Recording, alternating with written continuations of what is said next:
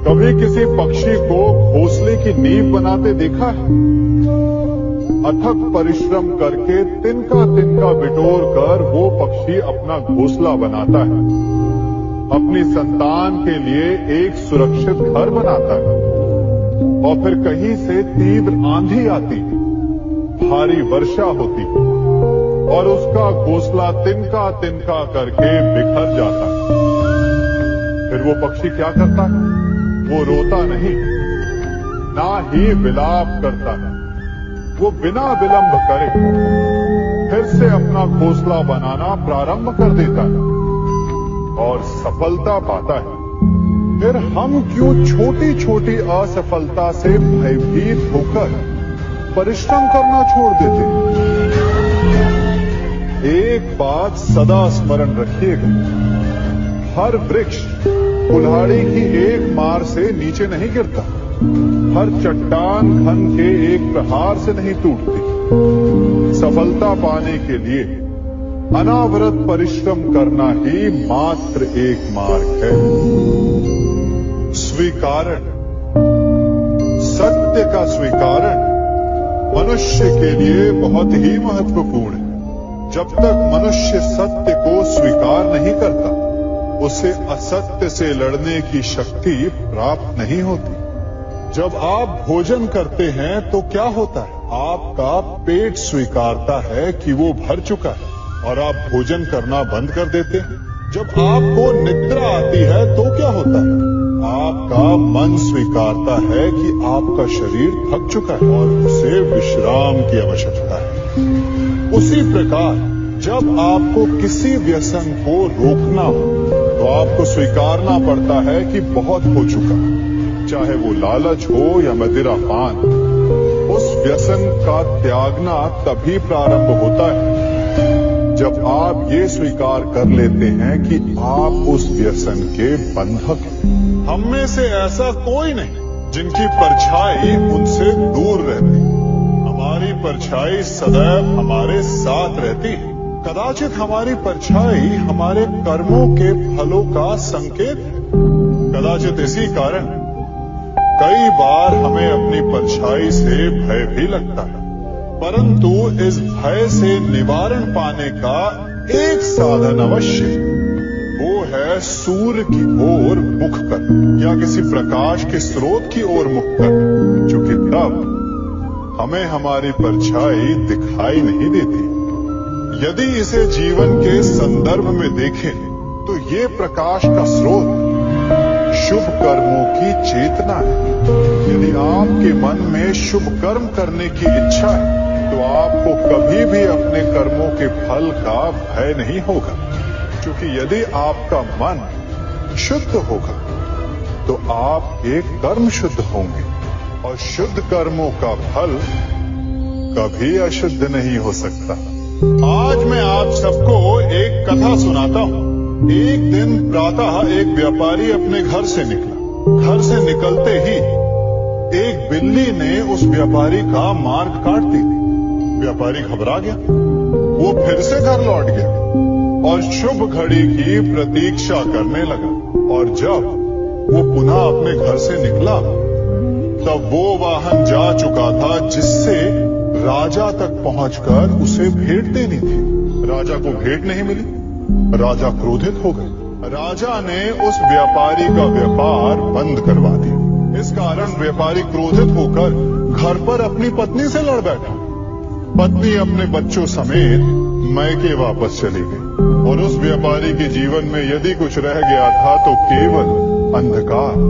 और इन सब का कारण वो उस बिल्ली को मानता रहा जिसने उसका मार्ग काटा था।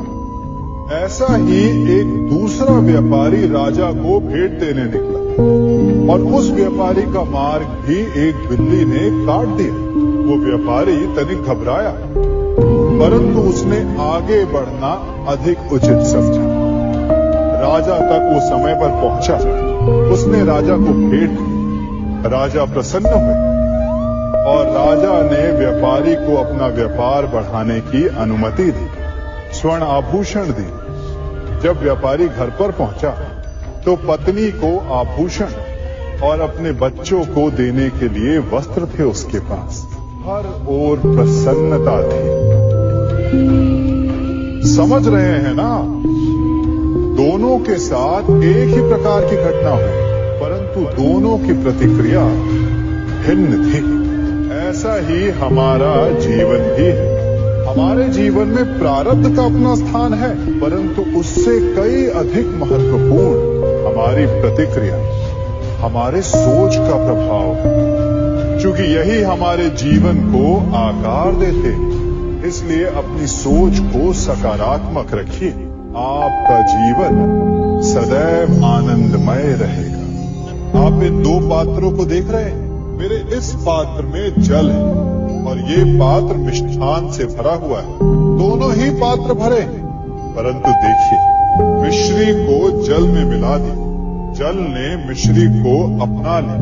मिश्री ने अपना अस्तित्व खो दिया, परंतु जल को अभिमान है कि उसका अस्तित्व अभी भी बना हुआ है। परंतु जो इस जल को चखेगा, उसे अवश्य पता चल जाएगा कि ये जल अब वो जल नहीं रहा, ये अब शरबत बन गया।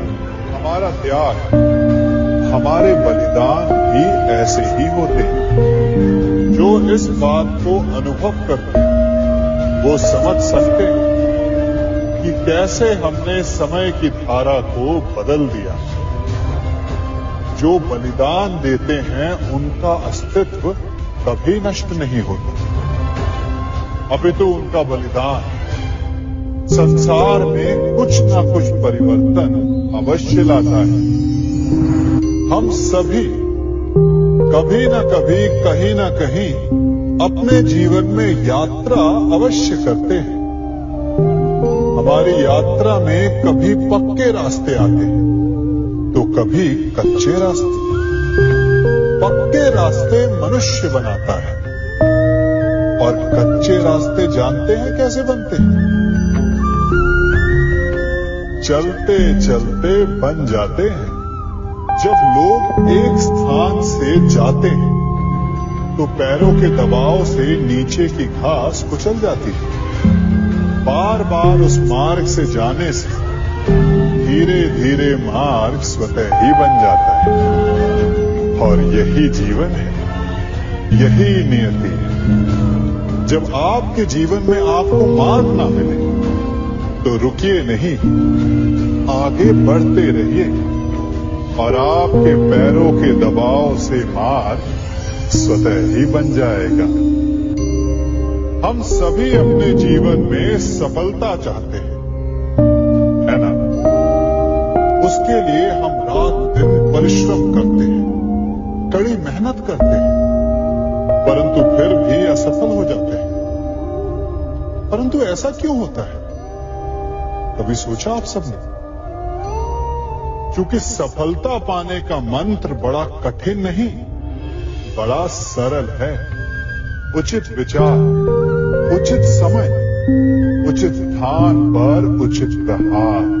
जब आपके विचार, समय, स्थान और प्रहार यानी परिश्रम उचित है, तो सफलता आप ही को मिलेगी। जिस प्रकार एक लोहार लोहे से कुछ बनाते समय उस लोहे के सही ताप तक के आने की प्रतीक्षा करता है, और समय आने पर उचित स्थान पर पर्याप्त बल से प्रहार करता है, और लोहा आकार ले लेता है। ठीक उसी प्रकार आपकी सफलता भी आकार लेती है।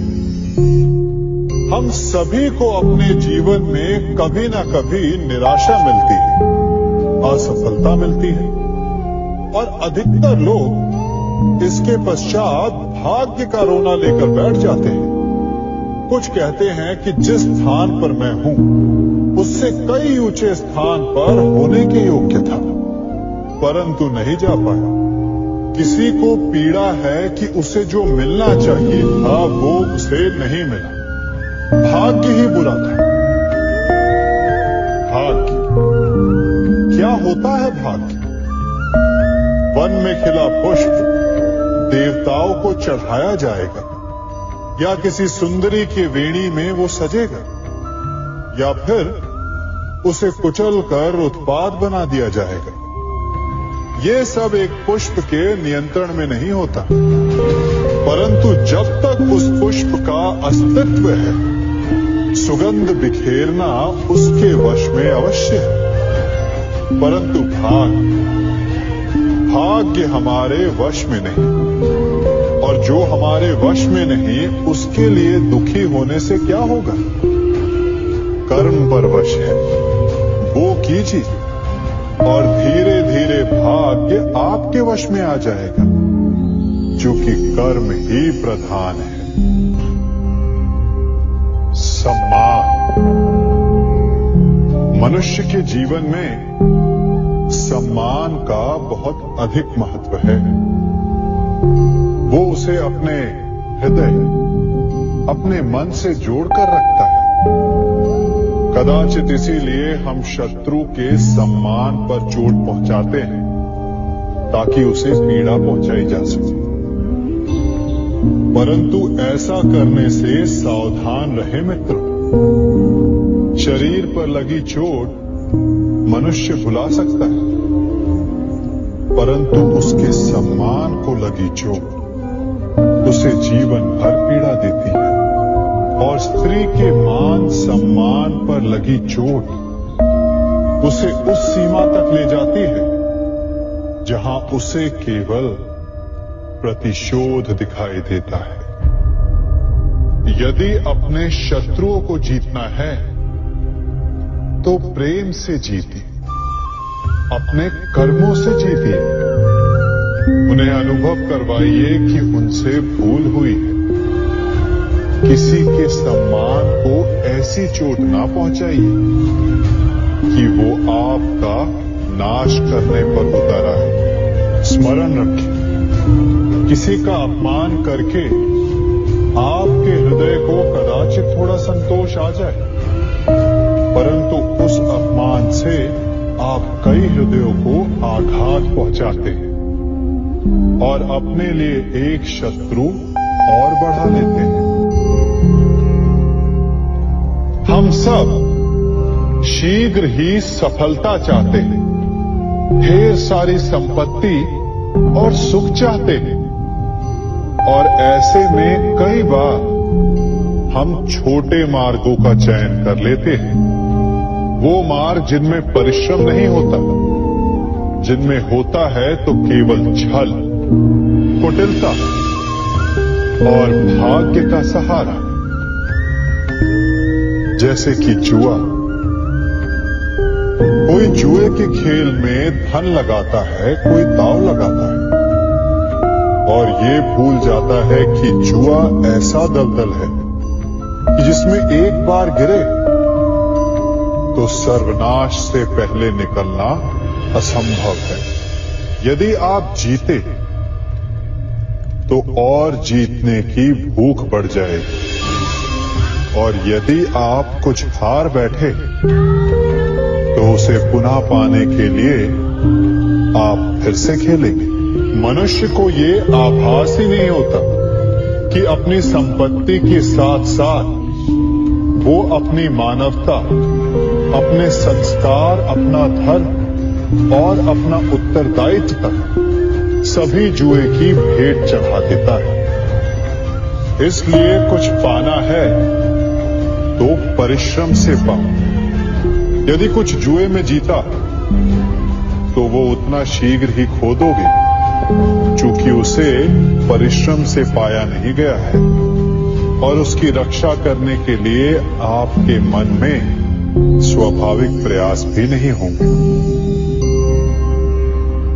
क्षमा बढ़न को चाहिए, छुट्टन को उत्पाद। क्षमा इस संसार में शांति का, सुख का मूल आधार है। क्षमा आपके मन से प्रतिशोध और शत्रुता जैसे भावों को समाप्त करती है। परंतु क्या हर स्थान पर क्षमा आवश्यक है? क्या प्रत्येक का अपराध क्षमा करने के योग्य होता है? नहीं। कभी कभी उसे क्षमा करके हम उस व्यक्ति को और बड़ा अपराध करने की प्रेरणा देते हैं। और ऐसा ही अपराध है स्त्री का मान भंग करना, जिसमें क्षमा की कोई अवस्था नहीं। यदि सिंह भूल से गाय के बछड़े का अखेट कर ले तो उसे क्षमा किया जा सकता है, परंतु यदि वो नरभक्षी हो जाए तो उसके केवल दो स्थल होते हैं, या तो पिंजरा या फिर मृत्यु की गोद।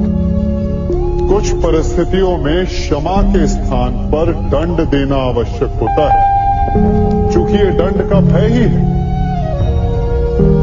जो लोगों को वो अपराध करने से रोकता है। संसार में सबसे बड़ा क्या है? अभिमान और बाहुबल, या विश्वास और आस्था? निश्चित रूप से बाहुबल के महत्व को नकारा नहीं जा सकता। मनुष्य अपने बाहुबल से पर्वत को मैदान बना सकता है, सागर सुखा सकता है, मरुस्थल में नदियां बहा सकता है, परंतु बाहुबल को सहारा होता है विश्वास का। यदि मन में विश्वास ना हो तो बाहुबल किसी काम का नहीं। वो कौन सा बल है कि मोर आकाश की ओर ताकते हैं? वो विश्वास ही तो है जिसके कारण वर्षा होती है और दोनों की प्यास बुझती है। परंतु जब पाप के बाहुबल का सामना धर्म के विश्वास से होता है तो बाहुबल हार जाता है और जीतता है विश्वास। विजय होती है आस्था की। यदि आप सत्य के मार्ग पर चल रहे हैं और आप अपने इष्ट में आस्था रखते हैं तो किसी भी पापी का बल आपका कुछ नहीं बिगाड़ सकता। कभी सोचा है हमारा जीवन भी उस रेत की घड़ी की भांति है जो रेत नीचे गिर चुकी है? वो हमारा अतीत जो अब भी ऊपर है, वो हमारा आने वाला भविष्य है, और वर्तमान ये संकुचित स्थल है जहां से धीरे धीरे करके रेत गिर रही है। अर्थात हमारे पास जीने के लिए यही एक क्षण है। उसका उपयोग कैसे करना है ये हम पर निर्भर करता है। जो बीत गया उसका दुख मनाना है या जो भविष्य में होने वाला है उसकी प्रतीक्षा में क्रोध करना है। सब कुछ करने के लिए यही एक क्षण है। प्रसन्न रहना है तो उसके लिए भी यही एक पल है। प्रतीक्षा करते रहोगे तो ये पल भी भूतकाल में बदल जाएगा। इसलिए आनंद के लिए, परोपकार के लिए प्रतीक्षा ना कीजिए। आपके पास जो पल है उनका भरपूर सदुपयोग कीजिए, क्योंकि इस घड़ी को पलटकर आप फिर से समय अवश्य गिन सकते हैं, परंतु अपना बीता हुआ समय आप वापस नहीं लौटा पाएंगे।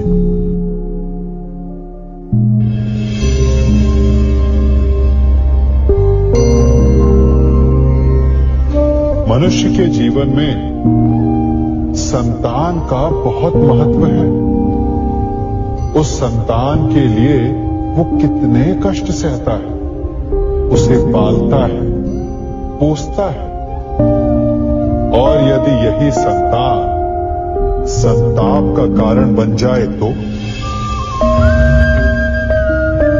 क्या ये उसका दोष है? अधिकतर ये दोष हमारे लालन पालन का होता है। बचपन में बालक के हठ को मानकर हमें आनंद की अनुभूति अवश्य होती है, परंतु धीरे धीरे अपने बालक के हठ को मानकर उसके हठ के दास हो जाते हैं। एक हठी उद्दंड और असंस्कारी संतान उस सूखे वृक्ष के समान होती है कि यदि जिसमें आग लग जाए तो वो सारे वन को भस्म कर डाले। और स्मरण रहे, जब उसमें अग्नि लगती है तो सबसे पहले वो स्वयं के घर को ही भस्म करती है। इसलिए जब आवश्यकता हो तो अपनी संतान के हठ का विरोध करें, उसे रोके, क्योंकि यदि समय रहते ऐसा ना किया गया तो भविष्य में इस समस्या के परिणाम गंभीर हो सकते हैं। प्रतिज्ञा, वचन, ये सब मनुष्य ने समाज को सही दिशा में रखने के लिए बनाए हैं।